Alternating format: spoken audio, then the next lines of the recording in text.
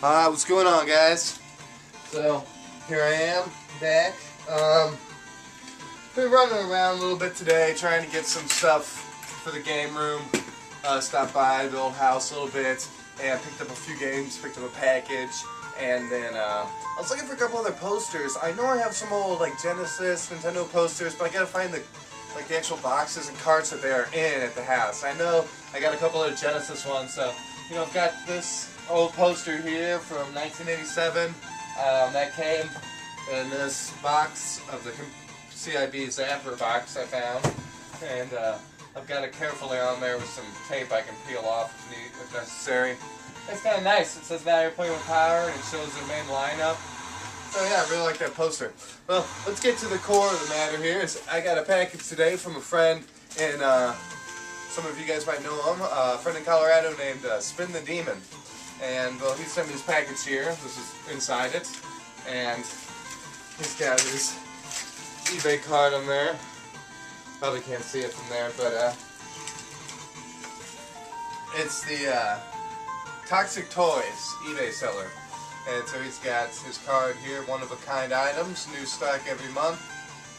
You know, Sega, Nintendo, Atari, comics, cassette, VHS, I buy old toys and games. So yeah, cool card there.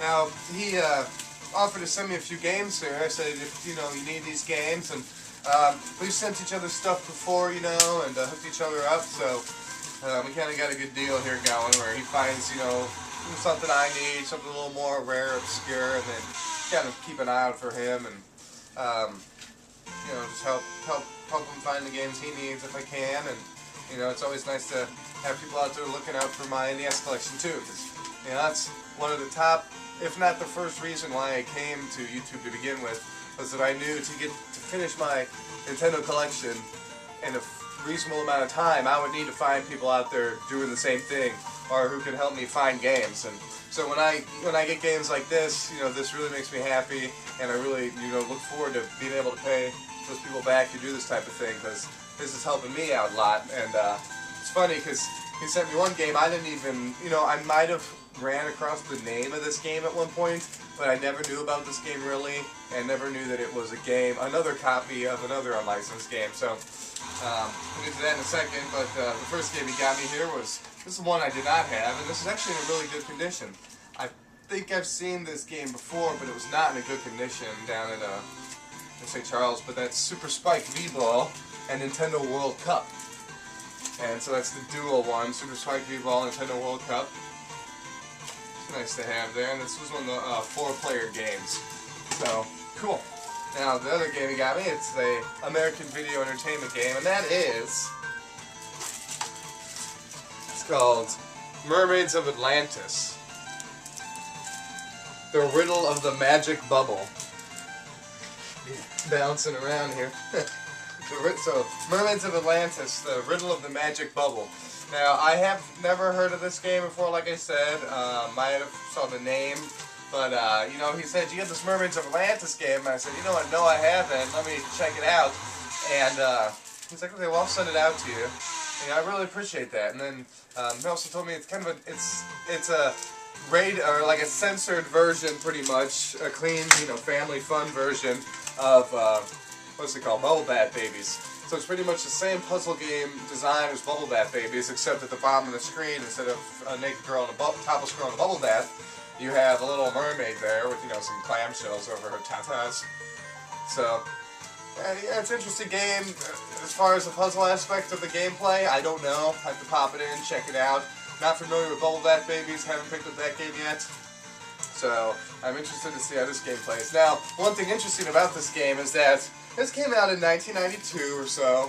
1991, 1992. That same year, Joseph and the Amazing Technicolor Dreamcoat was in theaters, like as a play, not movie theaters, but like theatrical theaters. And Donny Osmond played Joseph. And he had and the soundtrack to that performance that he did, Joseph and the Technicolor Dreamcoat, was, a lot of people bought that album, like a lot. I was in 5th grade at the time, and our teacher, Miss Gunderson, she even took us to see that play. And I had the album, and there was a song called